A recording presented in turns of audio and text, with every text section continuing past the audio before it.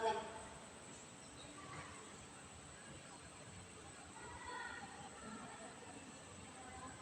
Dua selesai. Terima kasih Bu. Terima kasih Puput. Baik, Ibu ambil hasil ya.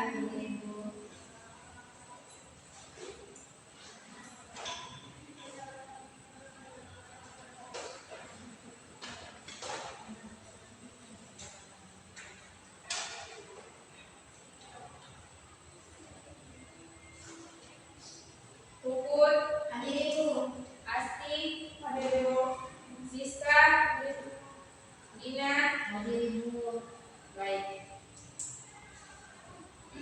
Hari ini kita belajar tentang mitigasi dan adaptasi kebencanaan.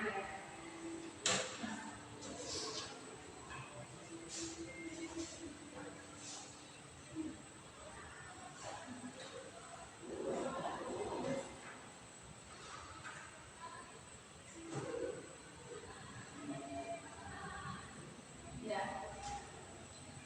Baik. Yang pertama, tujuan pembelajaran. Di sini tujuan pembelajaran melalui pembelajaran yang model problem mesitasi, peserta didik mampu menyimpulkan mitigasi secara kreatif dan bernalar kritis, bergotong royong serta berkebinekaan global. Yang kedua, jenis dan karakteristik bencana. Ada tiga jenis bencana. Yang pertama bencana alam, bencana non alam, dan bencana sosial.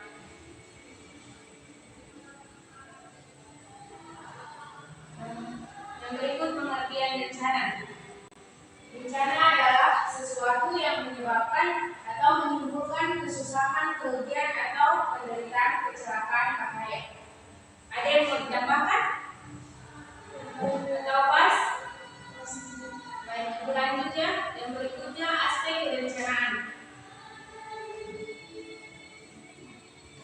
Kerentanan merupakan keadaan dan kondisi akibat bencana. Kapasitas dapat dilakukan dengan kegiatan pencegahan terhadap terjadinya ancaman, mengurangi kekuatan ancaman, dan mengurangi kerentanan terhadap ancaman.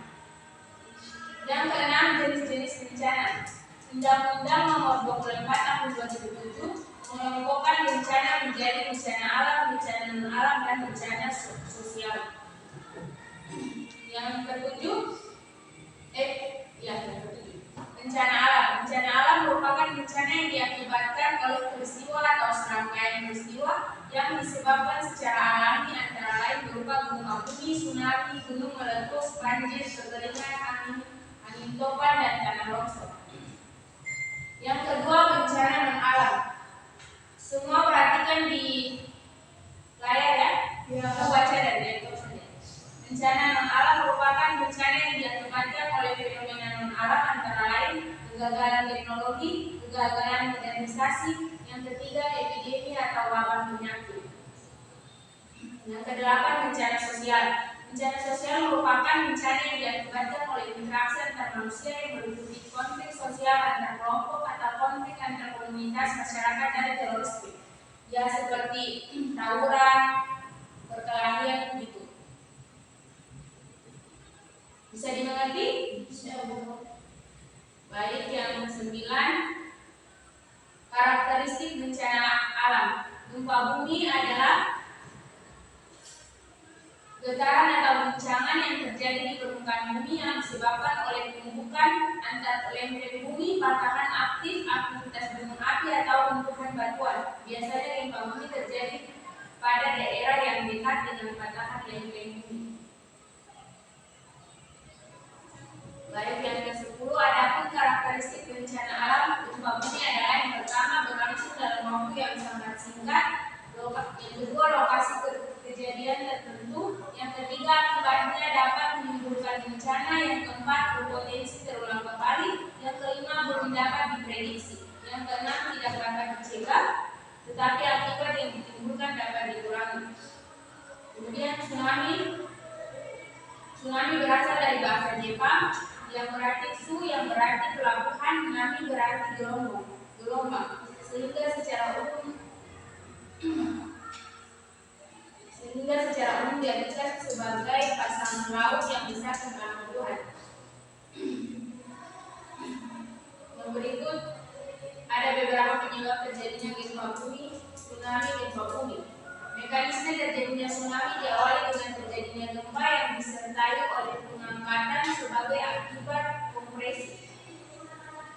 Yang berikut gunung meletus. Letusan gunung api merupakan bagian dari aktivitas vulkanik yang dikenal dengan istilah erupsi. Gunung berapi yang akan meletus dapat dikenali suhu di sekitar gunung air. Musim semi menjadi kering, sering mengeluarkan suara gemuruh, kadang disertai getaran atau gempa. Tumbuhan di sekitar gunung melayu, binatang di sekitar gunung bermigrasi.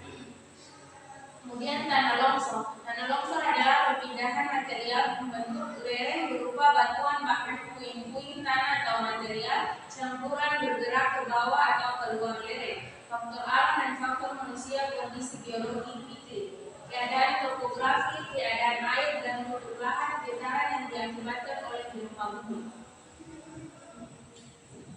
Yang berikut banjir, kekeringan, angin puting beliung. Bencana alam, kegagalan teknologi terdiri dari 3 kelompok, yaitu kecelakaan industri, kecelakaan transportasi, dan kecelakaan lainnya.